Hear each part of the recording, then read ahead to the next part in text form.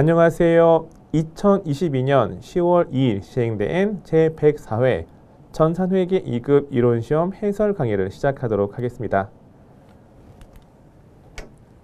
1번, 다음 중 혼합거래에 속하는 것은? 일단 1번부터 붕괴를 보겠습니다. 1번, 보험료 4만원 현금으로 지급하다. 관련된 붕괴, 차변의 비용 발생, 차변의 보험료 4만원, 현금 지급하다 대변에 현금 4만원이 됩니다. 차변의 비용의 발생이죠. 대변의 자산 감소, 차변에 이렇게 비용의 발생으로만 되어 있는 거래는 무슨 거래이다? 그렇죠. 손익 거래가 됩니다. 두 번째, 비품 4만원을 구입하고 대금은 신용카드로 결제하다. 차변에 자산 증가 비품 4만원. 신용카드 결제했으면 결제할 시점에 외상거래죠. 갚아야 할 빚, 부채가 증가합니다. 대변에 일반적 상거래가 아니므로 미지급금 4만원. 차변에 자산 증가, 대변에 부채 증가, 이렇게 재무상태표 계정으로만 이루어진 거래가 뭐다? 자산, 부채, 자본의 증감으로만 이루어진 거래가 그렇죠. 교환 거래예요.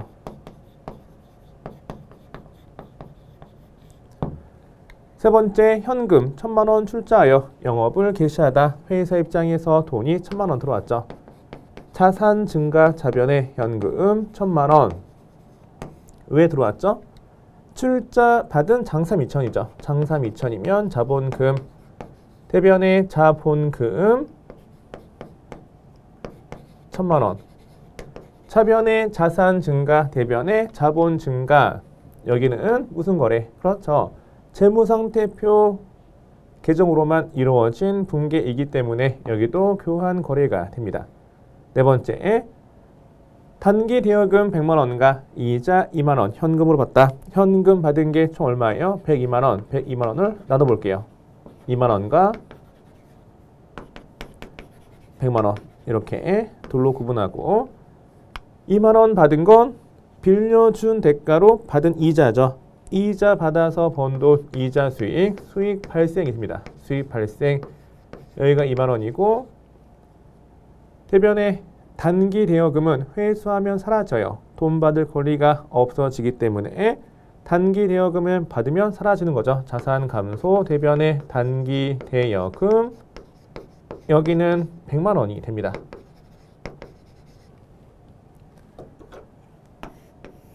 (4번) 보기, 여기를 둘로 나누어서 볼게요. 위에는 대변에 수익만 있다. 대변에 수익만 있는 경우는 손익거래죠. 손익거래에, 밑에 있는 거래는 차변의 자산 증가, 대변의 자산 감소, 재무상태표 계정으로만 이루어졌기 때문에 밑에는 교환거래예요. 이렇게 하나의 거래가 손익거래이면서 교환거래까지 모두 포함하고 있으면 뭐다? 그렇죠. 이게 혼합거래가 되어지는 거죠. 여기가 혼합거래가 됩니다.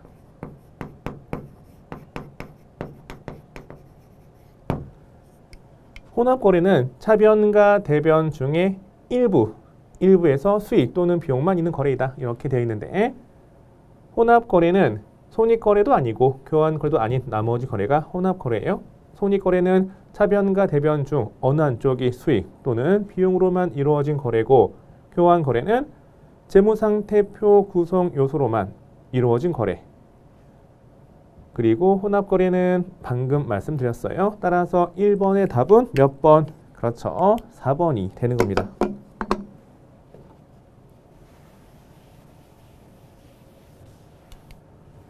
(2번) 다음 중 거래, 결합 관계에서 동시에 나타날 수 없는 것은?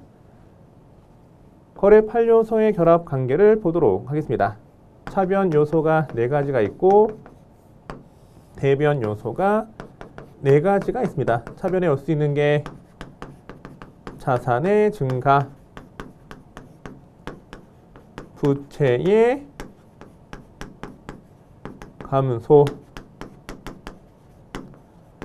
자본의 감소 비용의 발생이 됩니다. 대변에 올 수 있는 게 뭐가 있어요? 그렇죠. 여기는 자산의 감소, 부채의 증가, 자본의 증가, 수익의 발생이 올 수 있습니다. 보기 1번 비용의 발생, 자산의 감소. 왼쪽에 비용이 발생이고 오른쪽에 자산 감소니까 이렇게 결합관계 동시에 나타나는 거 가능해요. 두 번째, 자산 증가와 부채 증가. 이번엔 이걸로 자산 증가와 부채 증가 이렇게 오는 것도 가능하죠. 세 번째는 자본의 증가와 부채 증가.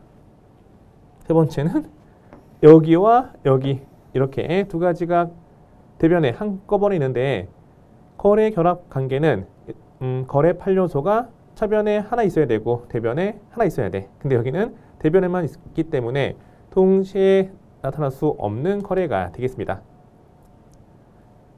네 번째, 자산의 증가. 여기죠. 여기와 수익의 발생. 여기에요. 이게 네 번째가 되겠죠. 2번의 답은 3번이 되겠습니다.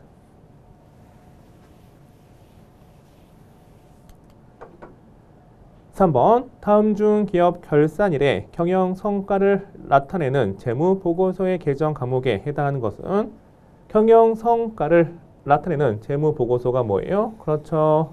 여기가 손익계산서가 됩니다. 손익계산서. 구성 요소는 무엇과 무엇이 있다? 그렇죠. 수익과 비용이 있습니다. 수익, 비용. 예수금은 부채예요. 우리 회사가 급여 지급할 때 근로자가 내야 할 세금을 뗐다. 떼어서 갖고 있는 금액, 나중에 줄 돈인데 갖고 있는 금액이 예수금, 부채, 기부금, 비용, 선급 비용, 자산, 미지급 비용, 끝에 비용이지만 지급하지 않아서 줄 돈이에요. 부채죠. 선급 비용, 기말 현재 차게 발생할 비용에 대해서 먼저 지급한 거 다시 돌려받을 수 있는 자산이다. 이렇게 기억하시면 돼요. 따라서 손익계산서 개정 과목 수익 또는 비용이 해당하는 건 2번이 됩니다.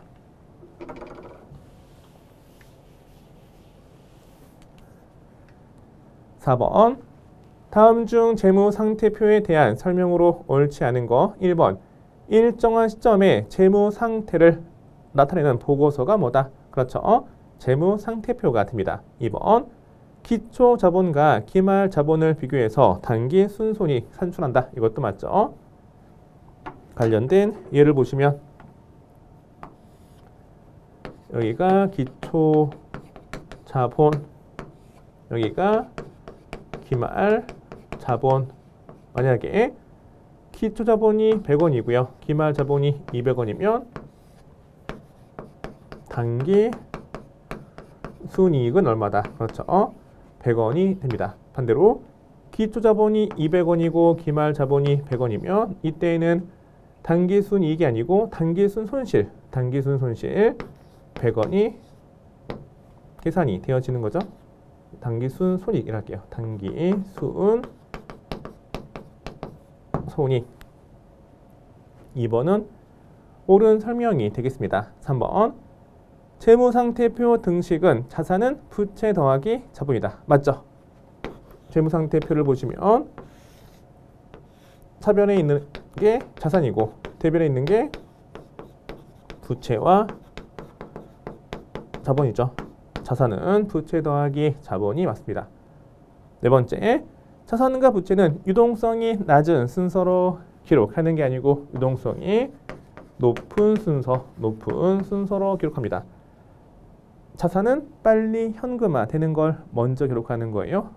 유동 자산을 비유동 자산보다 먼저 기재하고 또 부채는 빨리 갚아야 할 것을 먼저 기재하는 거죠. 따라서 유동 부채가 비유동 부채보다 먼저 기록되어지는 겁니다. 이게 유동성이 높은 순서대로 기록한다라고 되어 있어요.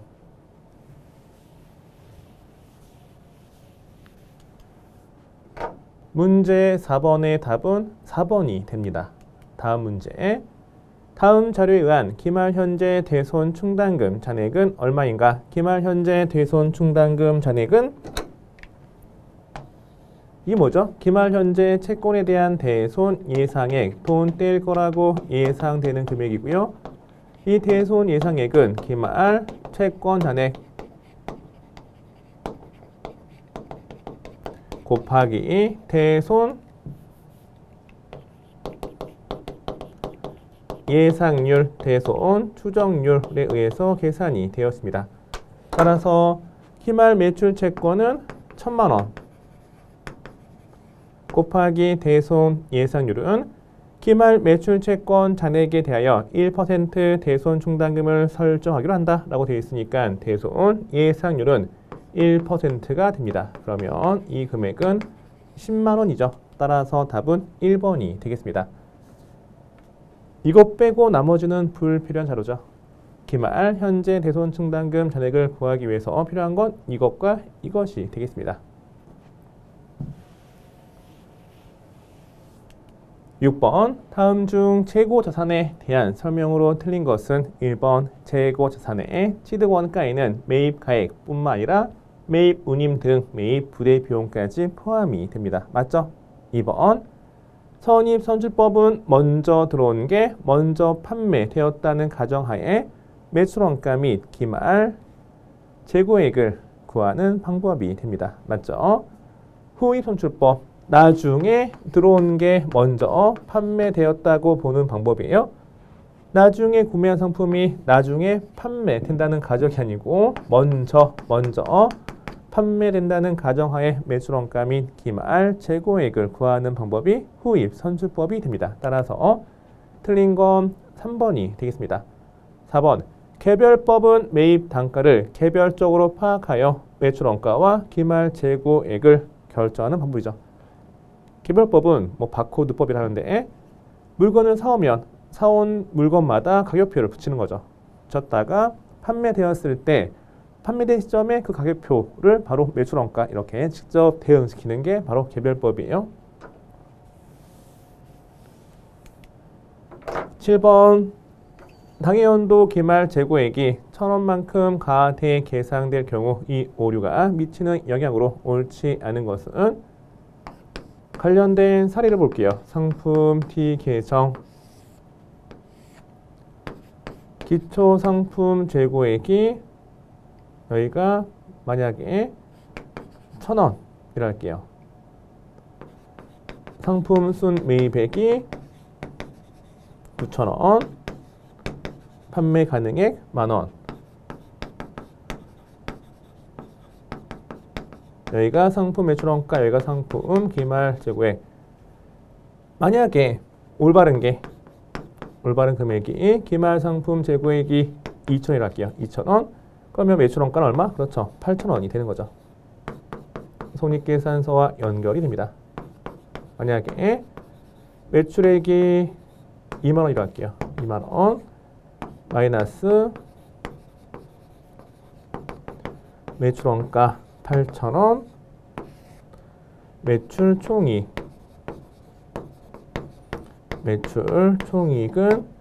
2만 원에서 8,000원 빼니까 12,000원이 계산이 되어지겠죠. 기말 재고액이 1,000원 과대 계상 만약에 이거를 올바른 금액이 2,000원인데 3,000원 이렇게 과대 계상하면 이 금액이 이렇게 안분이 되어지기 때문에 매출원가는 1,000원 과소계상 여기는 1,000원 과소계상이 되는 거고 여기도 이렇게 7,000원 되는 거고 매출 총이익은 13,000원 매출 총이익이 1,000원 과대 계상이 되어집니다.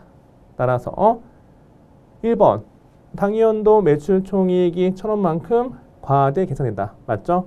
2번 당연도 기말 재고자산이 1,000원만큼 과대 계상 맞고 이 기말 상품 재고액은 다음 연도 기초 재고 자산으로 이원이 되기 때문에 단기말 상품이 과대 계상이면 다음 연도 기초 재고도 1,000원만큼 과대 계상이 되어지죠.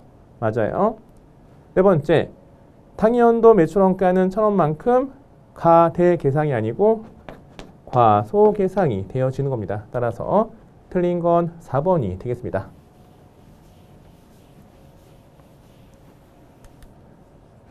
8번 다음 중 아래 자료에 양괄호 가와 양괄호 나에 들어갈 내용으로 옳은 것은 자동차를 판매용으로 취득하면 판매 목적이면 그렇죠. 재고 자산으로 영업에 장기간 사용할 목적으로 취득하면 유형 자산으로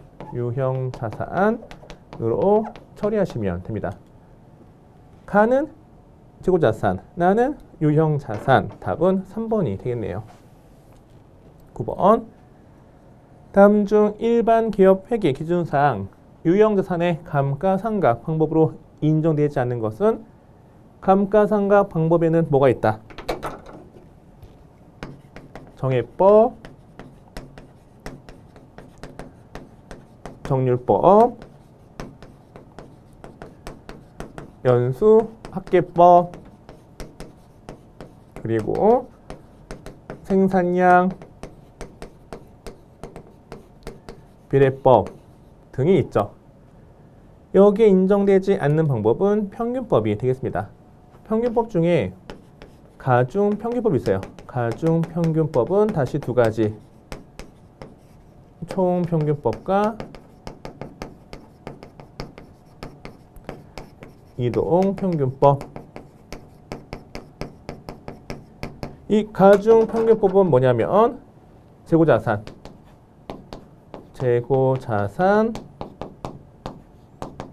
단가, 결정 방법이 됩니다. 따라서 9번의 답은 3번이 되겠네요.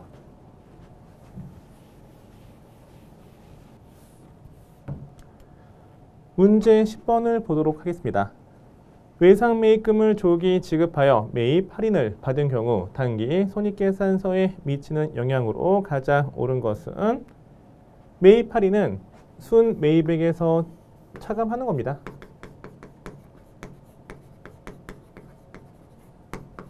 관련된 예를 들어볼게요. 처음에 상품을 외상 매입한 게 100원이라고 하겠습니다. 외상으로 매입하고 줄 돈, 외상 매입금 100원. 차변의 자산 증가, 대변의 부채 증가가 되죠. 외상 대금을 조기 결제받아서 10원 할인받은 거라고 할게요. 외상 매입금이 100원 사라지고 현금은 90원만 지급되겠죠. 여기가 매입 할인이에요. 매입 할인은 상품 순 매입에 여기에서 차감 표시가 되어지는 겁니다. 여기에서 빠지는 거죠. if 관련된 상품이 모두 판매가 된다면 이 상품 금액은 매출 원가가 되는 거죠. 매출 원가가 10원 감소해요. 100원에 사와서 200원에 팔다. 200원이 매출액이고 100원이 매출 원가죠. 근데 매출 원가가 100원에서 10원 줄어든 거예요. 매출 원가가 줄었으면 이익은 10원 증가하겠죠. 해당 이익은 매출 총이익이던 영업이익이던 소득세 비용 차감 전 순이익이던 단기 순이익이던 다 10원만큼 증가합니다. 따라서 답은 1번 순매입액 감소고요. 매출 총이익, 영업이익은 증가합니다.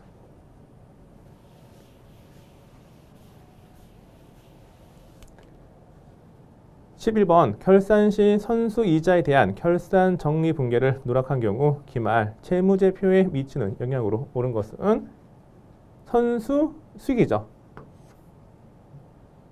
단기말 이자 수익이 있는데 이 이자 수익 중에 먼저 받은 게 있어요. 단기 손익계산서 이자 수익이 아니므로 수익의 소멸 이자 수익 이렇게 하고 해당 수익을 선수 수익 먼저 받아둔 수익이다 이렇게 하는 분계가 결산 정리 분계가 되는 거죠. 이걸 누락했어요. 수익을 없애야 되는데 수익을 없애지 않았으니까 당연히 수익은 과대계상 수익이 과대계상이 되는 거고 선수수익 부채가 있어야 돼. 근데 부채가 없으니까 부채는 과소계상. 선수수익 처리해야 할 것을 누락했으니까 부채가 없죠. 부채가 과소계상이 되었습니다. 부채 과소계상 답은 1번. 수익은 과소가 아니고 과대. 수익과 부채의 문제죠. 자산과 비용은 아무런 관련이 없습니다.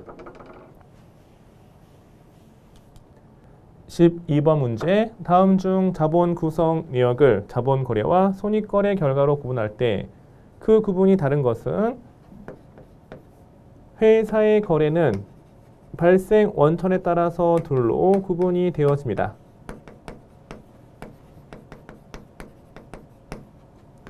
첫 번째는 자본 거래이고 두 번째는 손익 거래예요. 자본 거래는 주주와 주식을 사고 파는 거래죠. 주주와의 거래가 자본 거래입니다. 이 자본 거래 안에 있는 게 다시 구성 요소가 세 가지예요. 첫 번째가 자본금, 두 번째가 자본 잉여금, 세 번째가 자본 조정이 됩니다. 이 세 가지는 회계 1급, 세무 2급, 세무 1급 윗 단계에서 학습을 하시게 됩니다. 자본금은 발행 주식수 곱하기 액면 금액, 자본 잉여금은 주주와의 거래에서 우리 회사가 남긴 거, 자본 조정은 자본 거래 중에 자본금과 자본 잉여금이 아닌 항목이 자본 조정이에요. 두 번째 손익 거래, 손익 거래는 회사의 거래 중에 자본 거래 이외, 자본 거래 이외의 거래가 바로 손익 거래가 됩니다. 보통 영업 활동이 손익 거래죠. 손익 거래에서 생긴 건 다시 두 가지예요. 이익잉여금, 이익잉여금은 나중에 배우겠지만 손익계산서 당기순이익의 합계 금액이고 이 금액으로 우리 회사 주주에게 배당의 재원으로 쓸 수 있습니다. 배당을 줄 수 있는 게 있으면 배당을 줄 수 없는 게 있죠. 줄 수 없는 게 기타 보갈 손이익 누계액 항목이 되어지는 거죠. 12번 문제는 그 구분이 다른 것은 1번과 2번 다르죠. 1번 자본금, 2번 자본 조정, 4번 자본 잉여금은 여기 있는 거고 이 잉여금은 밑에 있죠. 따라서 답은 3번이에요. 이 문제는 이걸 몰라도 1번 자본, 2번 자본, 4번 자본이기 때문에 그 구분이 다른 건 3번 이 잉여금이 될 수밖에 없는 거죠. 또는 우리 실무 프로그램 중에 계정 과목 및 적요 등록 메뉴에서 계정 과목을 하나씩 이렇게 검색해 보세요. 검색하면 이 세 개는 같이 몰려 있고 여기만 따로 있어. 그래서 이게 답이 되는 거죠. 12번의 답은 3번이 되겠습니다.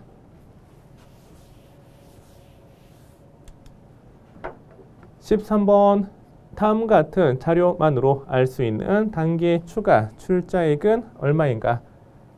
기말 자본과 기초자본의 관계 아시죠? 이거 암기하셔야 돼요. 기말 자본은 기초자본에서 출발합니다.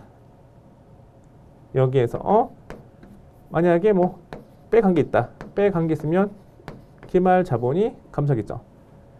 개인 기업의 기말 자본은 기업주의 이제 장사 미천이라고 보시면 돼요.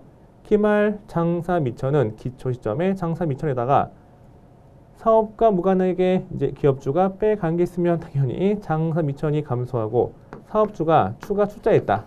추가 출자했으면 기말 자본은 증가하고 일정 기간 동안 1년 동안 영업활동 열심히 해서 남긴 돈이 있다. 그러면 기말 자본 증가하겠죠. 남긴 돈이 단기 순이익이 되어지는 겁니다. 단기 순이익은 더하는 거고 단기 순손실은 기말 자본을 이렇게 감소시키겠죠. 빈칸 채우게 볼게요. 첫 번째 점, 단기에 현금 5천만 원 출자하여 영업을 개시하다. 기초 시점에 이제 자본이 되는 거죠. 여기가 기초 자본 5천만 원. 두 번째 점, 사업주가 개인 사용을 목적으로 인출한 금액은 500만 원이다. 마이너스 500만 원. 세 번째 점, 단기의 기말 자본금은 7천만 원이다. 여기가 기말 자본금 7천만 원이 됩니다. 네 번째 점, 단기 기말 결산의 단기 순이익은 1,000만 원. 여기가 1,000만 원이 되어지는 거죠. 플러스 여기가 네모가 되어지는 거예요. 5천에서 500을 빼면 4,500. 4,500에서 1,000을 더하면 5,500. 5,500이 7,000을 되게 하려면 얼마를 추가 출자하시면 돼? 얼마를 더하면 돼요? 그렇죠. 7,000 마이너스 5,500 하시면 추가 출자액은 1,500만 원이 계산이 되어집니다. 따라서 13번의 답은 3번이 됩니다.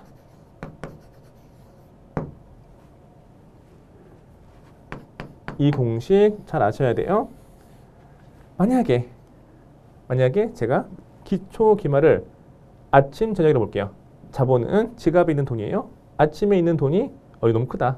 간단히 아침에 있는 돈이 뭐 10만 원이었어요. 10만 원. 근데 제가 빼간 게 여기에서 10만 원이 있었는데 빼간 게 만 원이었어. 만 원. 그리고 추가 출자액은 만약에 아버님이 또는 어머님이 저에게 채워준 거지. 용돈 준 게 뭐 2만 원이야. 2만 원. 그리고 오늘 알바에서 번 게 만약에 예를 들어서 뭐 한 10만 원이에요. 10만 원. 그러면 자기 전에 지갑에 있는 돈은 얼마가 될까?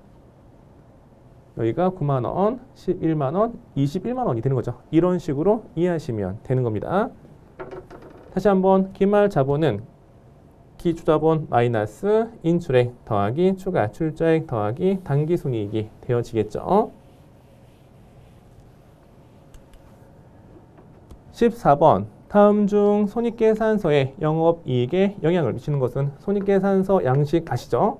만약에 모른다. 그러면 우리 실무 프로그램, K랩 프로그램에서 손익계산서 조회하시면 돼요. 빠르게 한번 조회를 하도록 하겠습니다. 손익계산서 1번 타자는 매출액, 그 밑에 매출 원가, 매출액에서 매출원가 빼면 매출 총이익, 그 밑에 판관비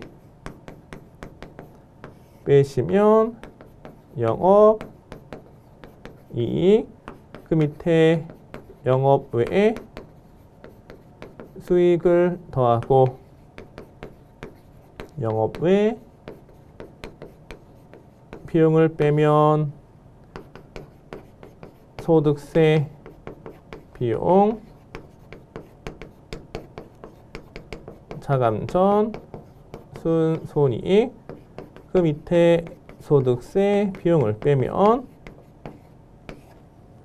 단기 순이익이 계산이 되어지는 겁니다. 단기 순이익. 다음 중 손익계산서 영업이익에 영향을 미치는 것은 여기에 영향을 미치려면 매출액이 증가 또는 감소하거나 매출원가가 증가 또는 감소하거나 판관비가 증가 또는 감소하면 되는 거죠. 영업이익 밑에 있는 게 증감한다고 해서 영업이익이 바뀌는 건 아니에요. 보기 1번 보시면 기부금은 영업외 비용,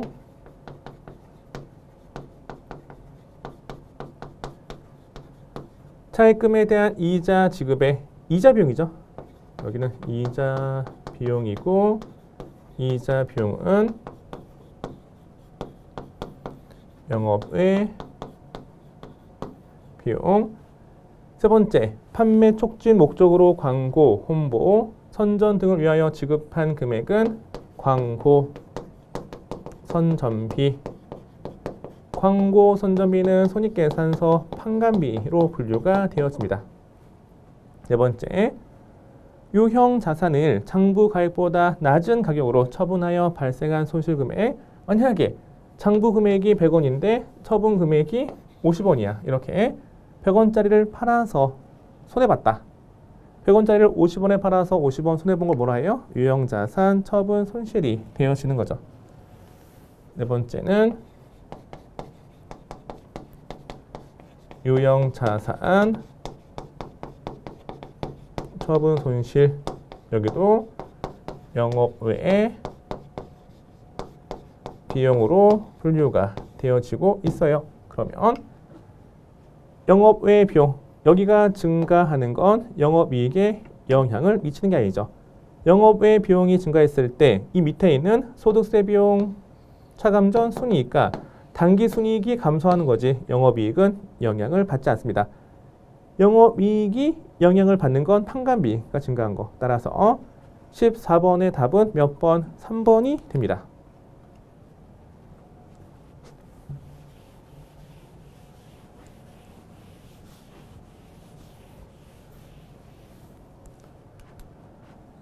(15번) 문제를 풀도록 하겠습니다. 다음 중 자산에 속하는 계정 과목이 아닌 것은 구축물은 유형 자산이죠. 구축물, 유형 자산. 개발비는 끝에 비가 있어서 비용이 아니에요. 개발비는 무형 자산으로 분류가 됩니다. 임대보증금은 임대인이 임대하면서 받은 보증금으로서 임대 계약 기간이 종료되면 보통 임대 기간은 2년, 3년? 임대 기간이 종료되면서 다시 임차인에게 줄 돈이죠. 임대 보증금은 비유동 부채로 분류가 되었습니다. 비유동 부채. 또 비교할게요. 임차 보증금은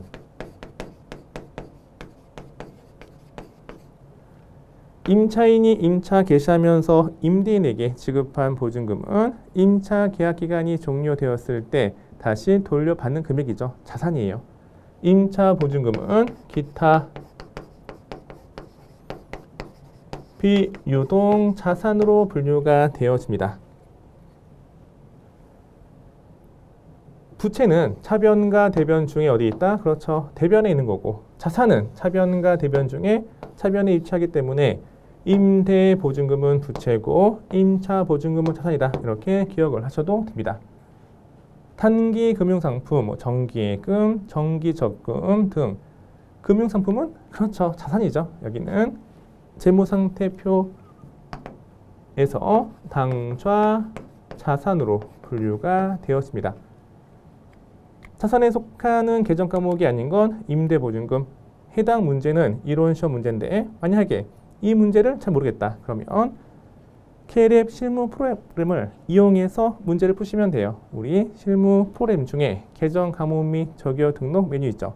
거기에서 컨트롤 누른 상태에서 F를 누르면 계정 과목 찾기 있습니다. 찾기 기능. 찾기 기능을 통해서 검색해 보세요. 검색하면 구축물은 유형자산, 개발비, 무형자산, 임대보증금, 부채로 분류가 되어지는 거죠. 이렇게 검색을 통해서 문제 푸는 거 커닝 아니에요. 최대한 활용하시면 되겠습니다. 이번 시간은 제104회 전산회계 2급 이론시험 해설 강의였습니다. 시간이 지날수록 계속 시험 문제가 점점 어려워지는 추세인 것 같아요. 시험 보신 분 고생 많이 하셨고 시험 준비하시는 분 준비 잘하셔서 다가오는 시험에 고득점 합격을 기원하겠습니다. 감사합니다.